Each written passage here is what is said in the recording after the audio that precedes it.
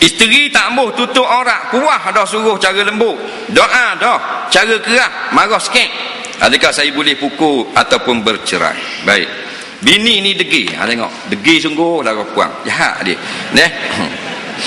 Jadi suruh dengan molek tak jadi apa, larang buat dok je.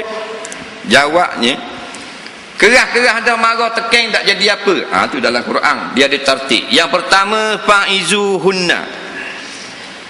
Wi nasihat, baca hadis, baca ayat Quran, baca kitab, wi dengar CD, tak jadi apa juga. Jadi kerak-kerak ni.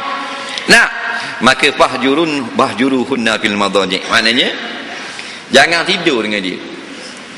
Nampak degil kan? Dak mau pakai selendang ni. Pergi jalan jauh pakai, nak main siram bunga petang-petang ni wak dak pakai.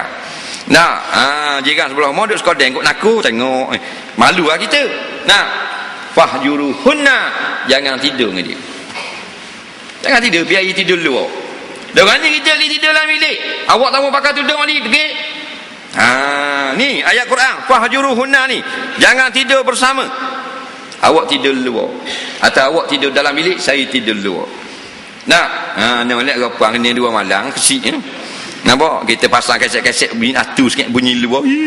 Tak ada apa. Apa? Panggil lagu. Cara dia. Dia bukan cerdik kan dia.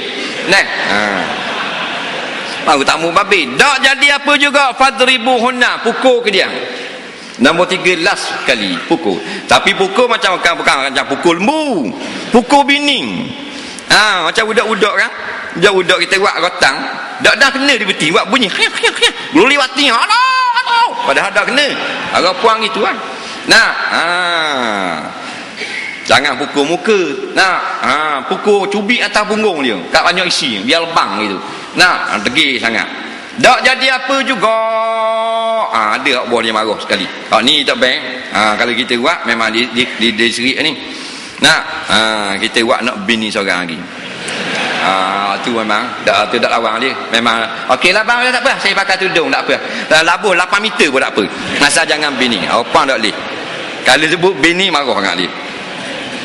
Padahal dia tua dah tau. Macam kain buruk dah dia. Tapi dah jenis tak boleh. Dia tak boleh. Dia memang tak boleh tu. Dia mati dah marah mula. Bini mati, orang baca Yasin dah, baca Yasin biar. Tu lelaki pun bisik, nak nikah pula kan. Bangun mayat, apa benda? Bangun dia. Mati dah. Lepas tu tak jadi apa kau, tak jadi apa kau, tak apa juga nak cerai. Boleh cerai dah kerana ini isteri tidak layak dipanggil isteri.